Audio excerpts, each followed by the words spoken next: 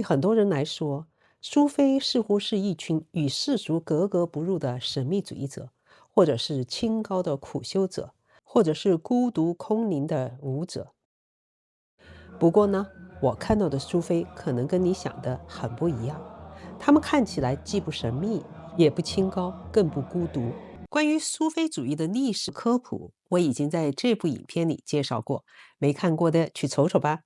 苏菲派并不是伊斯兰教的一个教派，而是一种有神秘色彩的修行方式。按他们自己的话来说，是认识真主的直接通道。从2025年11月下旬到26年2月最后一天，我3次参加了这间苏菲教团的聚会。第一次去的时候呢，他们告诉我下次会有美国来的17位客人加入，场面会更加的宏大。我想不能错过这个机会，所以就去了第2次。的确，这一次我完整体验了苏菲聚会的所有环节，包括第一次没有看到的旋转舞。心灵的震动比第一次更强烈。第3次去呢，是因为前2次都没有见到这间道堂的创始人谢赫特菲克，所以很有必要再去一次，尤其是在他们的斋月。这次如愿以偿，不仅见着了这位谢赫，还买了一本他的书，请他签了名。第2天，我一口气读完了，全是他自己的故事，非常神奇，而且激励人心。这个影片呢，我会把这3次的经历都按照流程整合在一起，让各位有一个全面的认识。我第一次去的时候就认识了一位白人女性，她曾经是天主教信徒。我说你为什么会成为穆斯林，成为苏菲？她说我第一次到这儿来的时候，我就眼泪哗哗的流。I feel so right。我请她以书面形式分享了自己的故事。对了，说明一点，教团的信徒并不会自称是苏菲，就像是修行者不会自称是得道者一样。苏菲呢，已经成为大师们的称号。信徒们，甚至包括谢赫们，都只是说自己是德尔维西。这个词原意是坐在门槛上的人，其实意思呢，相当于是苦行僧。这间道堂离我家40多公里，在多伦多西边一陶毕谷这个城市。第一次我去的时候，在门口碰到一位女士，我当时就问她：“我不是穆斯林，可以进去吗？”她说：“没问题，任何人都欢迎。”那我一下就没有思想负担了，把靴子脱下来放在鞋架上，跟着她进去。她叫阿米娜，优雅而温暖，给予我很大的帮助。第一次谢赫不在，正好是由他儿子负责带领。我们先下到了地下室，这就是他们的厨房，孩子们也在这儿玩儿。看这个挂毯啊，这上面就是真主的99个名号，当然是阿拉伯语。我一开始并没有说自己是油管博主，但是我问了他能不能拍照，他说可以。到上面以后呢，又有人告诉我可以拍环境，但是不要拍人，因为有些人不喜欢被拍，所以我就尽量避免了近景正面。楼上就是他们正式聚会的道堂，叫德尔加。一进去就让我感觉很温暖，真的像个大家庭。满地都是温馨的波斯地毯，还有这些看起来就很舒服的沙发。道堂的核心是在这里，这个蓝色的凹龛就表示的是麦加克尔白的方向。蓝色在苏菲传统中象征天上的无限跟神圣的仁慈，引导信徒望向永恒。这个教团叫做杰拉西教团，我去的这间就是他们在加拿大的总部，称为加拿大苏菲文化中心，创始人就是谢赫特菲克。顺便说一句啊，大家都知道努米是波斯商人，但实际上努米出生在阿富汗，受教育在波斯，一直定居在土耳其。他的诗歌、音乐、旋转舞，还有表达出来的宽容的爱，对于土耳其的影响是巨大的。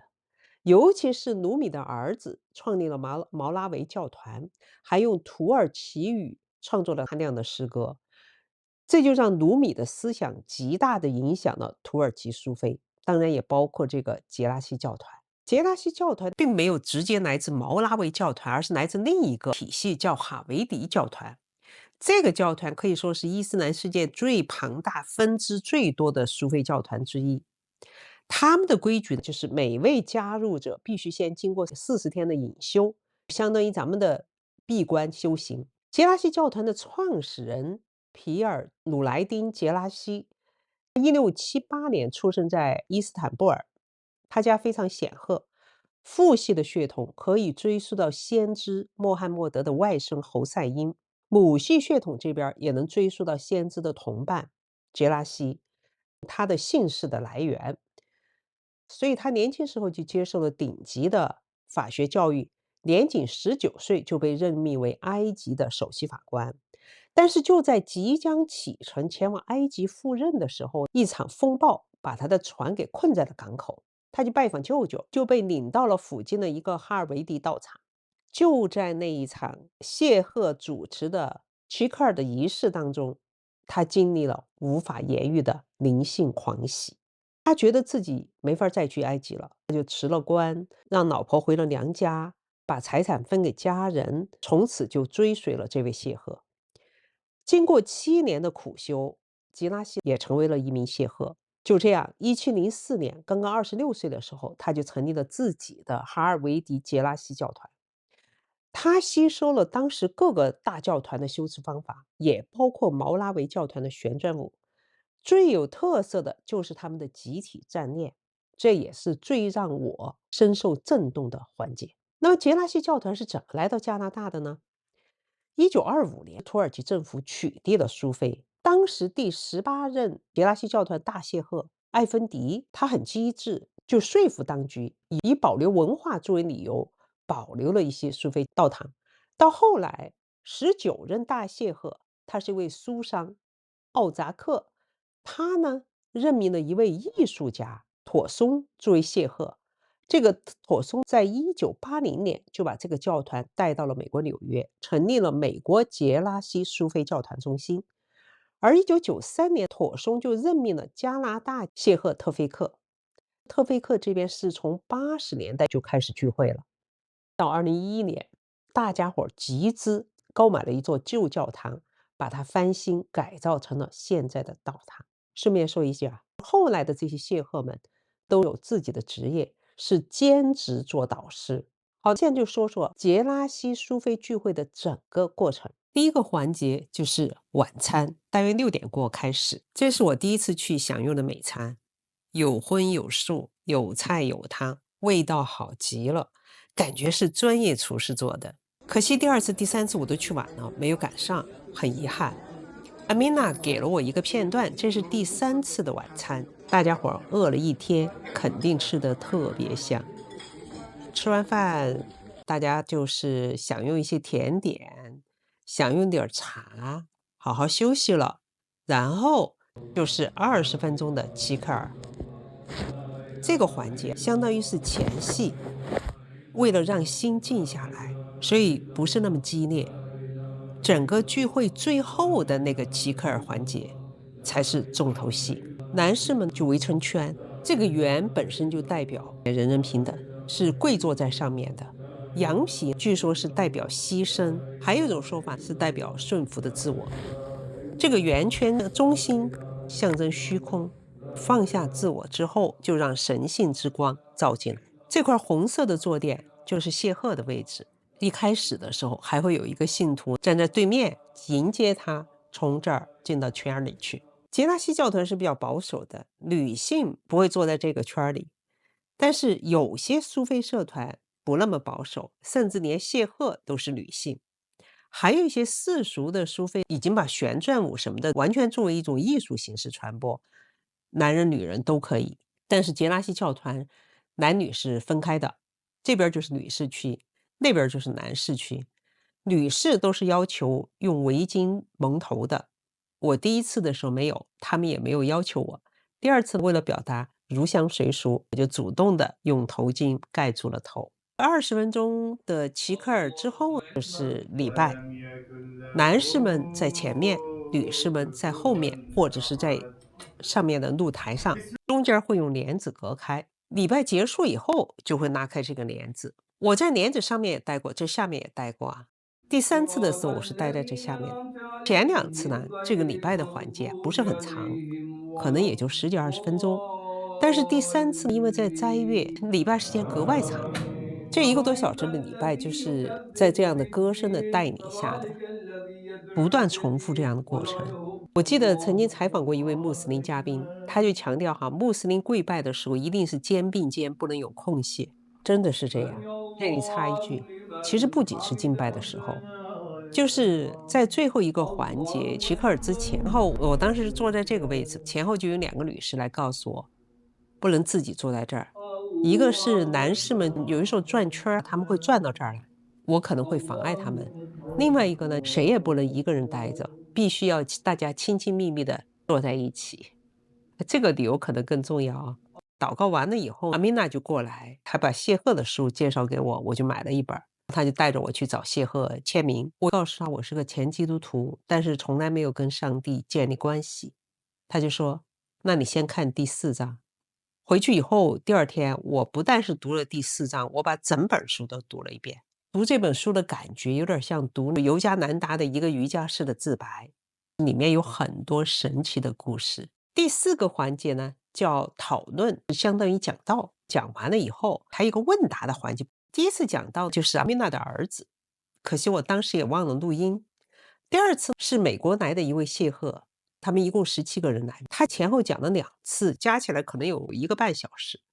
我录了一点儿，其中最代表苏菲的可能是这么一段：真主的神圣智慧是无限的，请看一看这张椅子，看一看这块地毯，再看一看我们眼前的每一个人，无论他们属于哪种宗教，无论他们来自哪里，这一切全都是他的显现。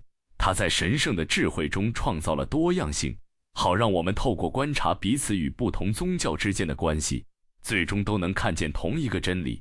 这就像是许多面镜子在反射着同一个太阳。如果只有一面完整且巨大的镜子，每个人都能在整体的和谐中看见自己，你会认出，哦，那是我。当所有人同时看着这面镜子，你既能看见自己的倒影，也能在同一个框架中看见他人的倒影。那时你会明白，我们本是一体的。但随后，这面镜子破碎了，它碎成了无数的小片，散落在世界各地。现在，每个人手里都只握着一块小小的碎片，持有这块碎片的人看着其中的倒影，便对其他人说：“这就是现实，我手里的这一块才是完整的真理。”因为他们失去了全貌的视野，这些碎片之间无法协作，每个人都固守着自己的碎片，并排除其他一切，甚至为此争斗、杀戮。人们开始认为彼此是不同的，仅仅是因为他们握着不同的镜子，接收着不同的讯息。但归根究底，那些碎片反射的都是同一个光芒，这就是万物非主，唯有真主，打破了宗教的藩篱，直抵万物合一的本质。就是说，苏菲修行的终极目标，并不仅仅是死后进入天堂，而是在现世就通过意识的转化，打破我与他的2元幻象，亲证存在的统一性。问答环节呢，有一个理工男问了这么个问题，他说：“苏菲主义如何解释大爆炸呢？”那位谢赫就说：“大爆炸属于物质领域，但在那之前存在着灵魂的领域。真主决定从他的本质中分离出一道光，我们称之为穆罕默德之光。所有灵魂都源自这道光。他曾问：“我难道不是你们的主吗？”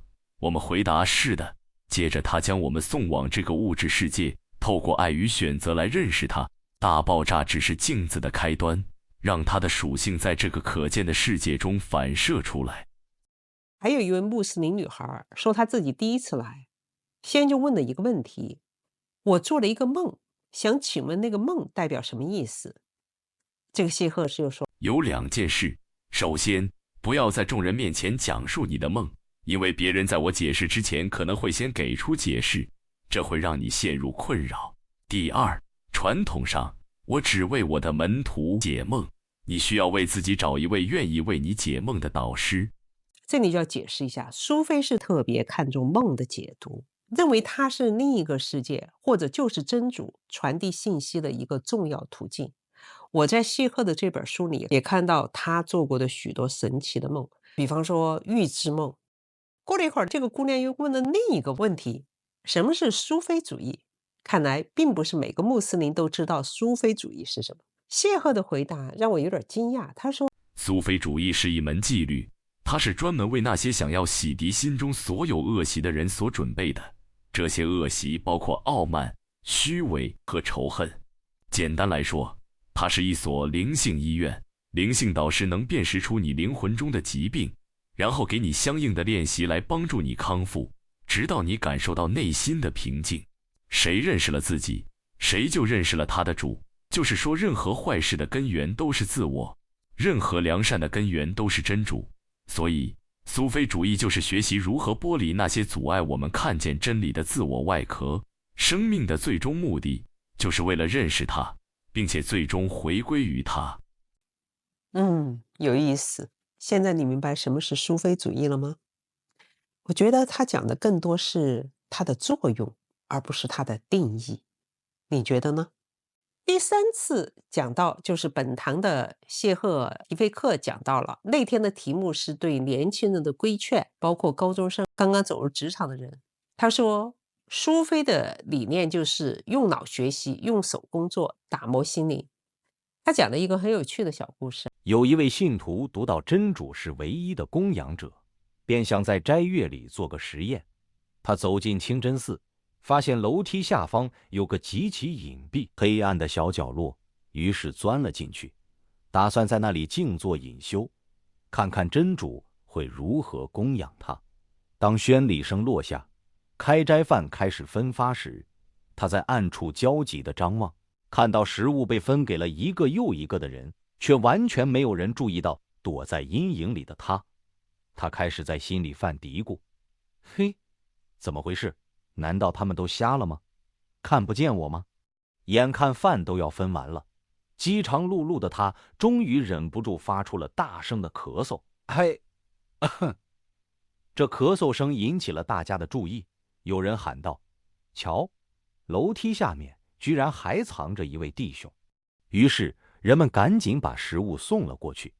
这个信徒最后感悟到，真主确实是伟大的供养者，但人也必须先迈出那一步，哪怕只是发出那声咳嗽，也要尽到自己的那份努力。讲到完了，第5个环节就是音乐。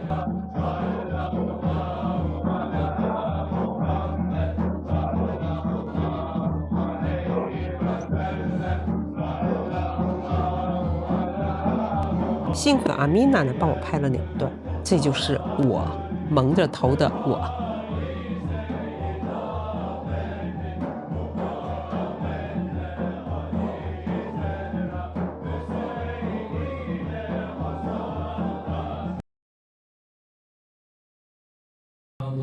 最震撼我的就是第6个环节，齐克尔。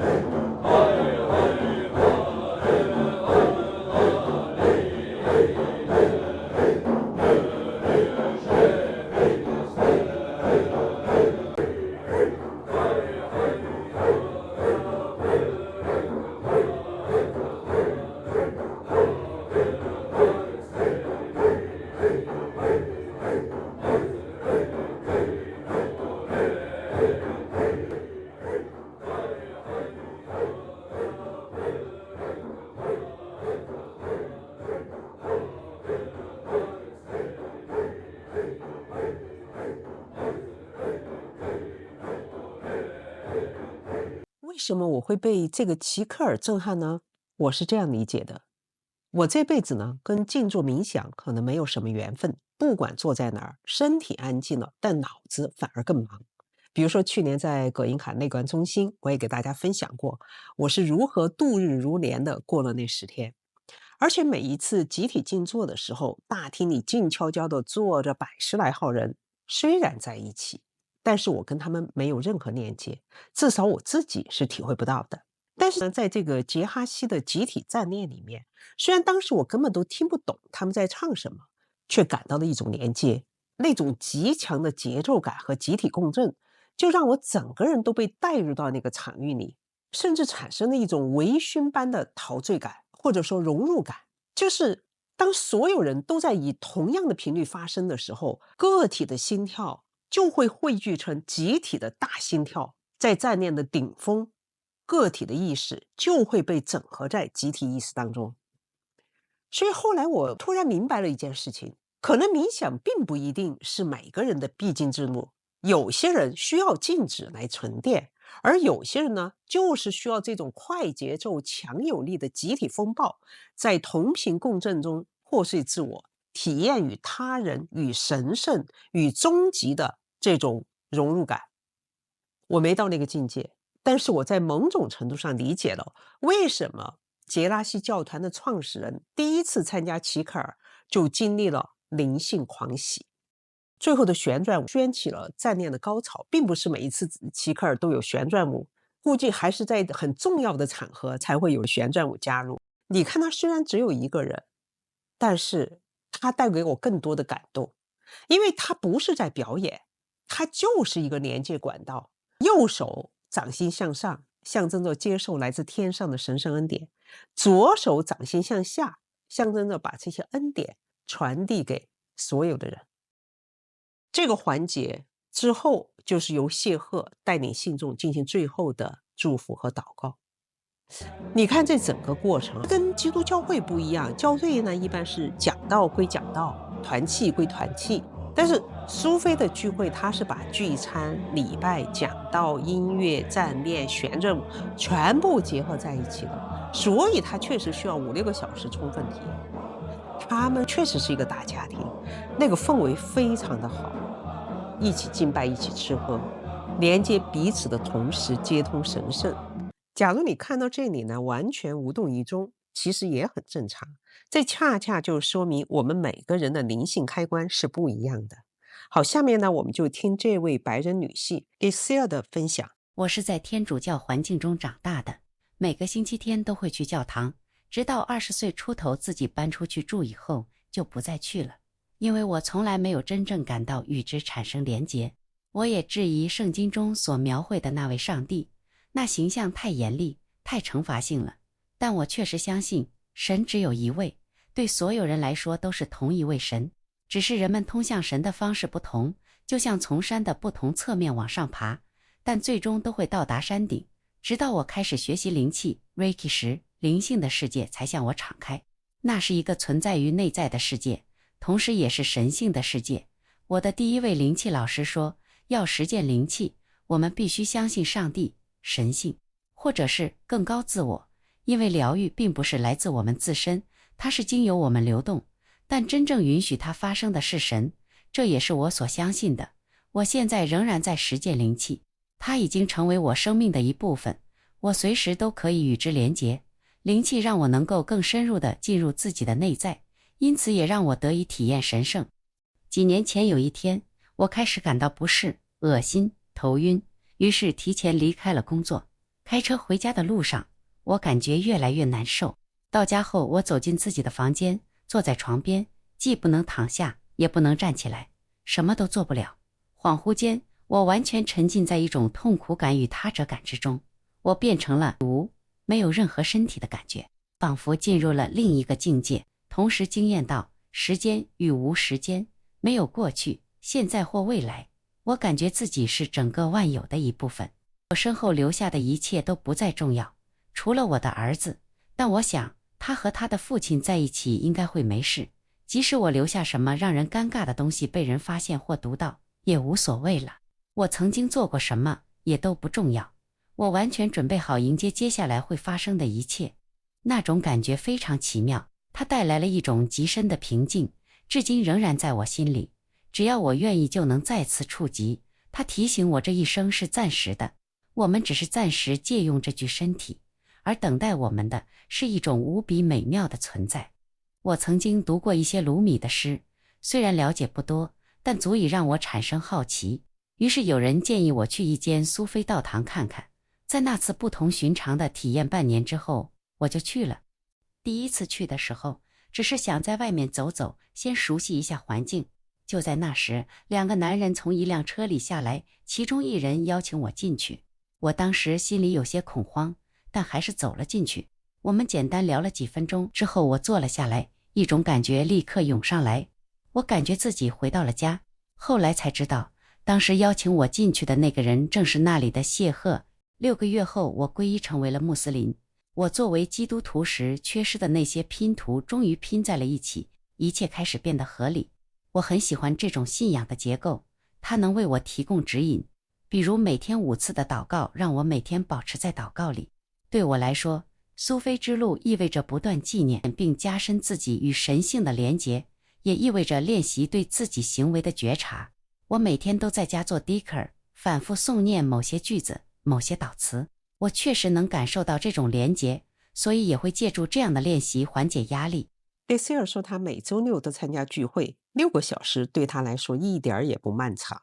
他现在还不是德尔维西，很可能几个月后经过谢赫的认证就是了。